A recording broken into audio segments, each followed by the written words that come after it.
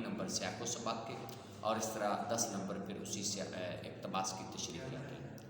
آگے سوال نمبر 4 خلاصہ ہے، وہ ٹوٹل 10 نمبر کا ہے، اس میں 1 نمبر ہے اس کا مصنف کا نام بتانے کا، اور 9 نمبر کا وہ خلاصہ ہے۔ تو آگے سوال نمبر 5 نظم کا خلاصہ، تو وہ کوئی بھی نظم آ سکتی ہے۔ سبق کے خلاصہ میں آپشن ہوتا ہے کہ 2 آتے ہیں، ان میں سے آپ ایک کر سکتے ہیں، لیکن نظم کے خلاصے میں وہ آپشن نہیں ہوتا۔ اور اس طرح آگے سوال نمبر 6 جو ہے وہ خط آتا ہے۔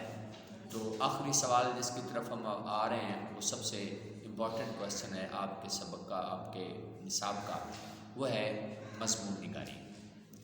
مضمون پیپر میں 3 آتے ہیں، بچے نے ایک ان پر لکھنا ہوتا ہے، ایک موضوع پر، اور وہ اس موضوع پر جس پر بچے کو زیادہ مواد میسر ہے اور اس کی تیاری زیادہ اچھی ہے، اس حوالے سے وہ تیار کر سکتا ہے، وہ لکھ سکتا ہے۔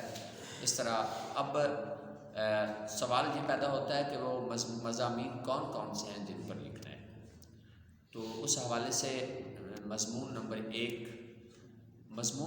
1 3 موضوعات پر ہے۔ موضوعات اس کے 3 ہو سکتے ہیں، لیکن مضمون ایک ہی ہے، سیرت النبی صلی اللہ علیہ وآلہ وسلم، یا اسی مضمون کو اسوہ حسنہ کہتے ہیں۔ اور تیسرا موضوع محسن انسانیت صلی اللہ علیہ وآلہ وسلم، یعنی آپ کے موضوعات 3 ہیں، مضمون ایک ہی ہے۔ اور مضمون نمبر 2 ہے تعلیم نسواں۔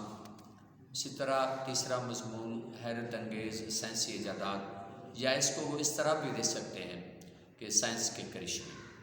اگلا مضمون ہے کرونا وائرس ایک خطرناک وبا ہے، یا کرونا وائرس کی تباہ کاریاں۔ اور اس کے بعد اس سے اگلا مضمون ہے وہ شہری اور دیہاتی زندگی کا موازنہ۔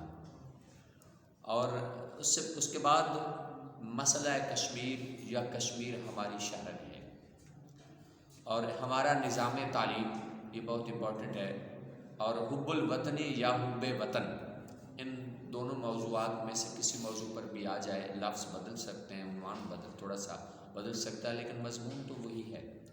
اور ایک مضمون ہے اخوت بین المسلمین، اس کے 6 مختلف عنوانات ہیں۔